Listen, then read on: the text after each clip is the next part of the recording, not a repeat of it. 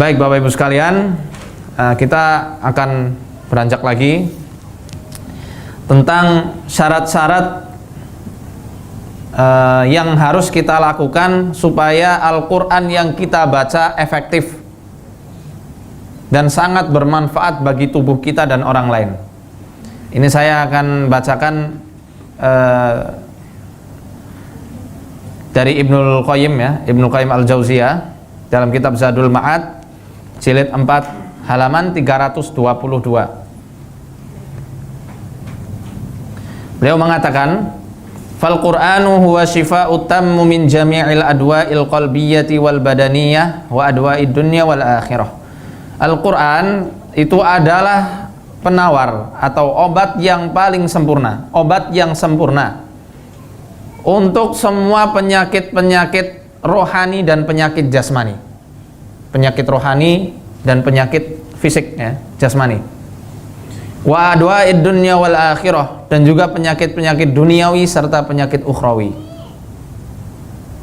Fa idza ahsanal alilut tadawi bihi, yang apabila seseorang konsisten berobat dengan Al-Qur'an, membaguskan dirinya untuk berobat dengan Al-Qur'an, wa wada'ahu ala da'ihi, kemudian menjadikan Al-Qur'an ini, menempatkan Al-Quran pada penyakitnya dengan penuh ketulusan, bisidkin, dengan tulus, pertama, ya, wa imanin, dengan keimanan, wa qabulin tamin, dan juga penerimaan yang sempurna, wa i'tiqadin jazim, keyakinan yang kokoh, wastifai syurutihi, penyempurnaan syarat-syaratnya, lam yuqawim hudda'u abadan, maka niscaya penyakit-penyakit yang ada di tubuh manusia tidak akan pernah bisa melawan Al-Quran selama-lamanya. Tidak betah, penyakitnya langsung pergi.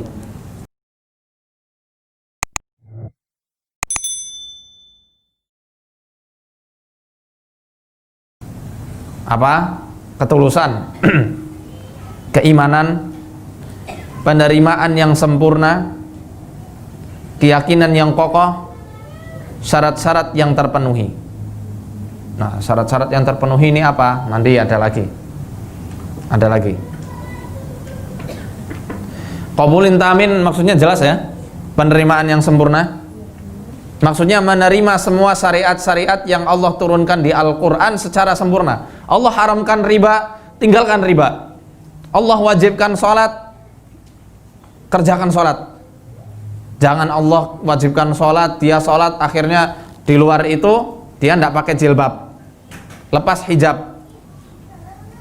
Karena yang namanya hijab itu wajib hukumnya bagi perempuan. Jangan dipilah-pilih. Yang enak aja dilakukan, yang tidak enak ditinggalkan. Karena panas, karena apa, dan lain-lain yang seenak hatinya. Allah wajibkan jilbab, berjilbablah, ya. Dan lain-lainnya, semua syariat-syariat yang ada dalam Al-Quran, tata cara hidup yang Allah sudah syariatkan, kalau bisa diterima dengan hati, kemudian dikerjakan sebisanya di keseharian. La syai'a anfa'u lil qalbi min qira'atil qur'ani bit tadabburi wat tafakkur. Tidak ada sesuatu yang paling bermanfaat bagi hati manusia dibandingkan dengan membaca Al-Quran dengan perenungan dan penghayatan. Tadabbur, tafakur. Jadi kita paham. Jadi sebenarnya ruqyah itu amat sangat berkaitan erat dengan yang namanya kajian ilmu. Jadi jangan tinggalkan kajian, jangan tinggalkan ilmu. Bapak Ibu nanti akan meruqyah atau diruqyah, supaya mendapatkan kemanfaatan yang lebih dari Al-Quran yang kita baca, kaji isinya. Dan dengan kajian-kajian tafsir, ditambah lagi kajian tauhid, tambah lagi kajian fikih. Untuk apa? Untuk menghilangkan was-was dalam hati. Aku wudhu sudah sempurna belum ini? Biasanya kan ada was-was di situ, ya, ketika wudhu. Belajar fikih supaya hilang itu was-was, bisa melawan setannya. Nah, ketika kita membaca Al-Quran, kita tahu ilmunya, kita tahu sejarahnya kenapa ayat ini turun, bisa merenungi itu, syukur-syukur bisa belajar balaghah. Wah, jauh lebih meresap dan mengena di dalam hati kita. Falau aliman nasu ma fi qiraatil Qur'ani bitadabburi wat tafakkur lastaghallu biha an kulli ma siwaha. Yang apabila setiap manusia itu mengetahui rahasia apa di balik membaca Al-Qur'an dengan penghayatan, dengan perenungan, niscaya dia akan lebih menyibukkan dirinya untuk mengkaji Al-Qur'an ketimbang selainnya. Nah ini, fa idza qara'ahu bitafakkurin, yang apabila seseorang membaca Al-Qur'an dengan tafakkur, ya, hatta marra bi ayatin wa huwa muhtajun ilaiha, sampai dia itu melewati suatu ayat yang mana ayat itu dibutuhkan untuk kesembuhan dirinya, karirha walau mi'ata marrah walau lailah, ulangi ayat tersebut walaupun engkau harus mengulanginya 100 kali, walaupun engkau harus mengulanginya semalaman suntuk. Ini yang akan kita praktekkan nanti, ayat-ayat yang berkaitan dengan penyakit-penyakit kita.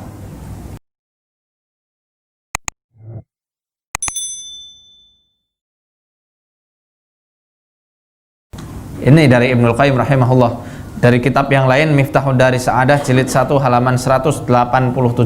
Miftahu Daris Sa'adah jilid 1 halaman 187. Miftahu Daris Sa'adah, kunci negeri kebahagiaan. Artinya ya, kunci negeri kebahagiaan. Miftahu Daris Sa'adah jilid 1 187. Contohnya gimana ini? Ayat yang dibutuhkan untuk kesembuhan.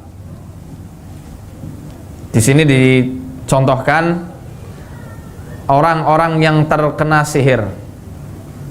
Kita cari di dalam Al-Quran, kita cari ayat mana yang di dalamnya Allah Subhanahu wa Ta'ala mengisahkan kisah-kisah tentang tukang sihir, atau ayat mana yang di dalamnya Allah Subhanahu wa Ta'ala menyuruh kita untuk berlindung dari kejahatan-kejahatan tukang sihir, atau ayat mana yang di dalamnya Allah mengisahkan kejahatan-kejahatan tukang sihir itu sendiri. Yang paling mudah di juz amma, saya mau tahu surat apa? Hah? Ayat yang mana? Ayat yang mana? Hah? Wa min syarri nafatsati, dan dari keburukan dan dari kejahatan tukang-tukang sihir wanita, penyihir-penyihir wanita yang menghembuskan sihirnya pada uqad. Uqad itu apa? Buhul. Buhul artinya ikatan. Uqad ya, dalam bahasa Arab uqad artinya adalah buhul atau ikatan. Biasanya tukang-tukang sihir itu kan ada ikatan-ikatan tertentu. Baca ini, ulangi berkali-kali, hayati. Sambil ingat-ingat asbabun nuzulnya, sambil ingat-ingat hadis-hadis yang menyertakan bahwasanya ayat ini atau surat ini, Muawwidzatain, Al-Falaq dan An-Nas, itu adalah surat yang utama, yang mana kata Nabi Shallallahu Alaihi Wasallam, tidak ada orang yang paling kuat perlindungannya ketika orang yang meminta, kecuali ya, orang yang meminta perlindungan kepada Allah dengan dua surat ini, Al-Falaq dan An-Nas. Maka ketika dua surat ini diturunkan kepada Nabi Sallallahu Alaihi Wasallam, beliau meninggalkan bacaan-bacaan perlindungan yang lainnya. Beliau ketika meminta perlindungan dengan dua surat ini, sampai beliau saat sakit hingga akhir hayat beliau, mengumulkan tangan beliau, ya, ditiupkan sama istrinya Aisyah radhiyallahu anha dengan Al-Ikhlas, Falaq, An-Nas, kemudian diusapkan ke seluruh tubuh. Itu Al-Falaq. Sambil diingat itu, oh subhanallah, kalau Nabi Shallallahu Alaihi Wasallam bersabda demikian, maka sudah pasti benar. Ini adalah surat yang agung, surat yang tidak bisa dikalahkan oleh para tukang sihir, surat yang mana menjadi kabar gembira kepada Nabi Shallallahu Alaihi Wasallam ketika beliau itu terkena sihir sehingga lepas sihirnya. Maka kita yakin di dalam hati kita membaca itu, Allah Subhanahu wa Ta'ala akan angkat penyakitnya, Allah akan lepaskan media-media sihirnya. Jadi nggak baca asal baca, tidak. Qul a'udzu birabbil falaq min syarri ma khalaq, Oh itu ndak ada efeknya nanti. Baca pelan-pelan sambil renungi. Kalau perlu bacanya sambil memelankan suara. Itu lebih bisa untuk membuat hati kita itu tertunduk, membuat kita itu lebih mentadaburi apa yang kita baca dengan memelankan suaranya. Itu salah satu contoh sihir ya. Contoh yang kedua, waswas. Nah ini yang mudah-mudah dulu. Waswas, penyakit tahu waswas ya? Bisikan-bisikan buruk, bisikan-bisikan jelek, bahkan berkata jelek kepada Allah tapi kita tidak ingin mengatakan demikian. Pernah ada yang pernah gitu?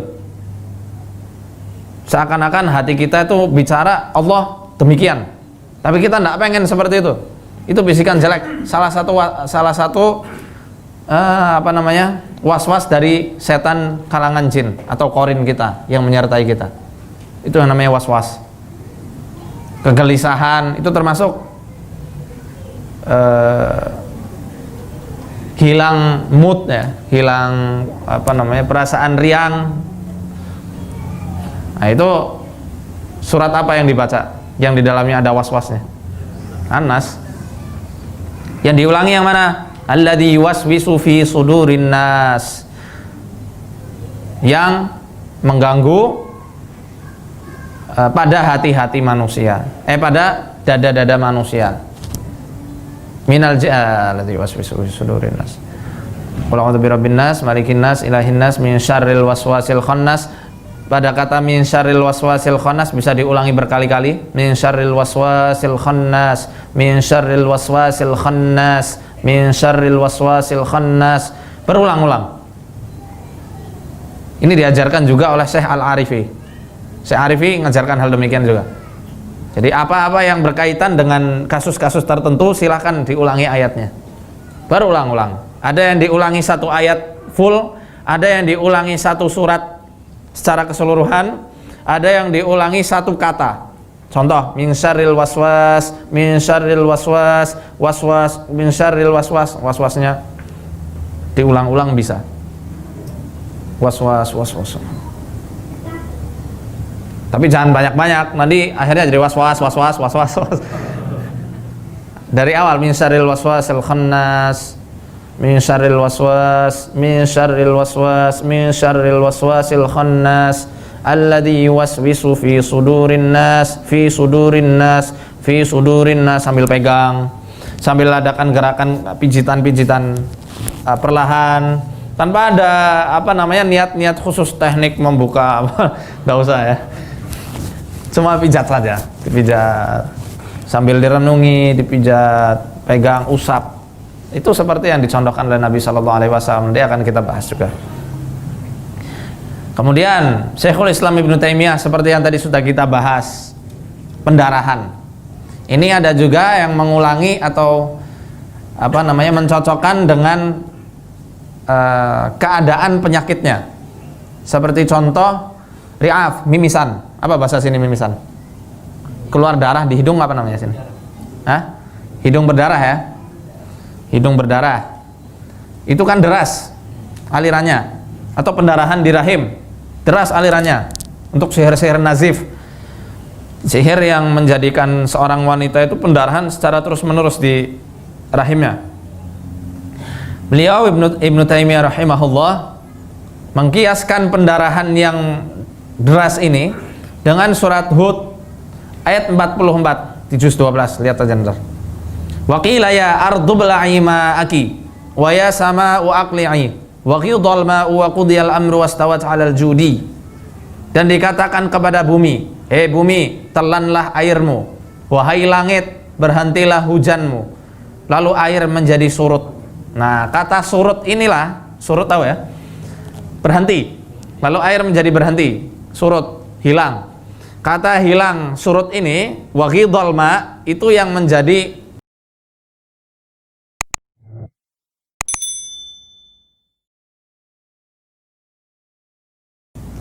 ini ayat menggambarkan apa?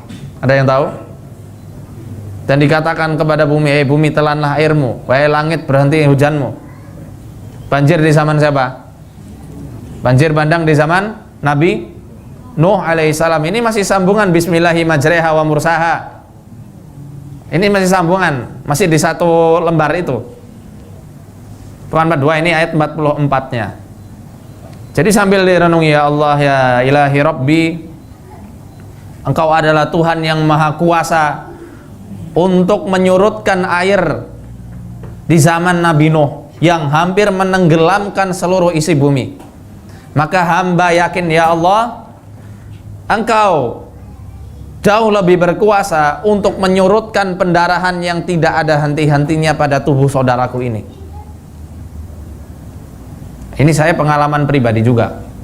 Waktu istri saya pendarahan di usia kehamilannya yang 3 bulan. Dia hamil di usia 3 bulannya, dia pendarahan karena apa namanya, ke entrok itu apa saya cerek gitu ya. Sampai banyak pendarahan. Ada waktu itu saya stres, dalam arti saya tidak pernah lihat darah sebanyak itu. Saya sudah khawatir, ya Allah, apa mungkin nih anak bakal hilang ininya yang ada di rahim dia, masih 3 bulan, jatuh pendarahan. Akhirnya dibawa ke dokter. Dokter bilang ke saya, jangan ada harapan lebih. Tuh, dibilang gitu. Saya kesel. Masa udah lagi cemas-cemas malah dibilang kayak begitu ya. Parah ya. Jangan ada harapan lebih katanya. Siap-siap kemungkinan yang paling buruk. Karena ini sudah setengah lebih pendarahannya itu. Kantong rahim ini sudah hampir, ini segini lagi jatuh kantongnya. Gugur. Waktu itu mau diopnam, tidak mau istri saya. Sudah, akhirnya kita bawa pulang. Sudah, waktu itu saya hanya pasrah aja, ya Allah, kalau memang ini masih rezeki hamba yakin Engkau akan menyelamatkan anak yang ada di kandungan. Tapi kalau tidak, ya sudah, hamba ikhlaskan, semoga diganti dengan yang lebih baik. 10 hari, istilahnya bertempur dengan waktu. 10 hari saya ruqyah secara terus menerus, pagi siang malam, pagi siang malam, pagi siang malam. Saya ada herbalnya juga waktu itu, yang saya bacakan salah satunya ini karena pendarahan terus menerus. Waqila ya ardu bla'i ma'aki. Sekarang saya ingat, saya pernah baca di kitab Ibnu Qayyim yang mengutip sejarah gurunya itu, maka saya baca sambil saya renungi, ya Allah, banjir bandang sebesar itu aja Engkau bisa untuk menyurutkannya, menghentikannya, apalagi pendarahan kecil yang ada di tubuh istriku ini. Pasti Engkau jauh lebih bisa, lebih kuasa. Lalu kemudian baca juga ayat yang waktu itu ada kata-kata yang ada dalam Al-Quran itu tentang dinding. Contoh surat Yasin ayat 9 ya, Yasin ayat 9. Surat Al-Kahfi tentang Zulqarnain, Ya'juj dan Ma'juj, ayat 90 berapa itu? Bisa dicek sendiri ya, tentang Ya'juj dan Ma'juj. Terus menerus sambil diusap, tiup, usap lagi, tiup, kemudian sambil digosokkan tangan sampai hangat, ditaruh di rahimnya. Sesekali saya pakai es batu, dan Masya Allah, 10 hari itu kita kembali lagi ke dokter, keadaan kantong rahim yang tadinya mau lepas kembali sempurna. Subhanallah, dokternya sampai heran, kamu kasih apa? Al-Quran. Nah itu aja, kamu kasih apa? Kasih Al-Quran. Kita bacakan Al-Quran secara terus menerus. Saya masih ada buktinya, dan waktu itu saya posting di Facebook bukti fotonya, dan selama 10 hari kembali sempurna. Dan Alhamdulillah anak saya sudah 5 bulan sekarang, sudah makan. Alhamdulillah. Makanya saya beri nama Musyafa, anak yang diselamatkan Allah. Ini sedikit cerita aja ya. Itu salah satu contohnya. Kemudian untuk penyakit stroke ya, atau lumpuh, impoten, wawu ya, tidak bisa jadi alif.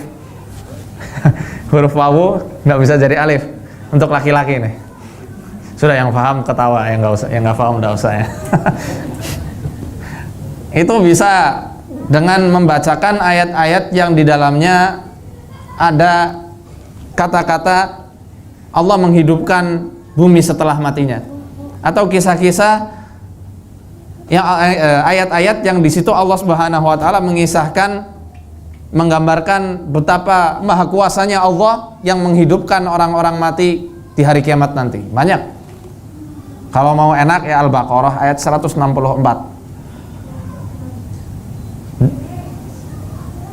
Dalam surat Ar-Rum ada, surat Ar-Rum banyak ini tersebar.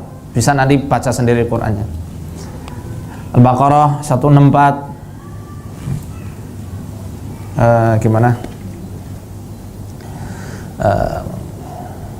Fa ahya bihil arda ba'da mautiha. Itu di ayat itu saya ulangi berulang-ulang.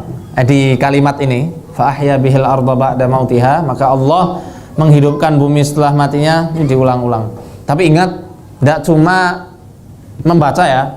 Ini nanti bisa masuk ke yang diperingatkan dalam kitab At-Tamhid fi Syarhi Kitab Tauhid. Jangan hanya dibaca. Selain kita bacakan, beri herbal yang cocok untuk stroke. Yang pernah kami lakukan itu dengan meminumkan zaitun. Setiap habis makan 2 sendok. 2 sendok makan. Setiap makan minum zaitun murni 2 sendok makan setiap hari. Bangun tidur 1 sendok makan. Mau tidur 1 sendok makan. Terus sambil diruqyah, sambil dipijit-pijit bagian yang kaku. Dipijit, diakupuntur, itu akan mempercepat. Jadi hendaknya ketika kita berobat dengan pengobatan apapun, kalau bisa diruqyah terlebih dahulu, didoakan. Paling enggak dengan bahasa yang kita pahami. Ya Allah, misalnya apa ya? Bismillah, bismillah, bismillah, baca bismillah 3 kali. Sunnahnya baca a'udzu billahi wa qudratihi min syarri ma ajidu wa uhadir. Habis itu doa minta kesembuhan baru berobat. Itu rata-rata kebanyakan sembuh dari penyakitnya amat sangat cepat dengan izin Allah Subhanahu wa taala. Ya, dengan para perenungan, penghayatan, tadabbur, tafakur. Ini aja. Jadi kita membaca Al-Qur'an, yang paling penting bukan teknik. Ingat ya, yang paling penting bukan teknik. Mau itu teknik apa sih? Tendangan maut. Mau itu teknik apa contohnya? Membuka mata batin atau apa, bukan seperti itu. Yang lebih penting keyakinan kita, ilmu kita, akidah kita. Ketika itu mantap, bapak ibu bilang keluar, itu mereka akan keluar dengan sendirinya.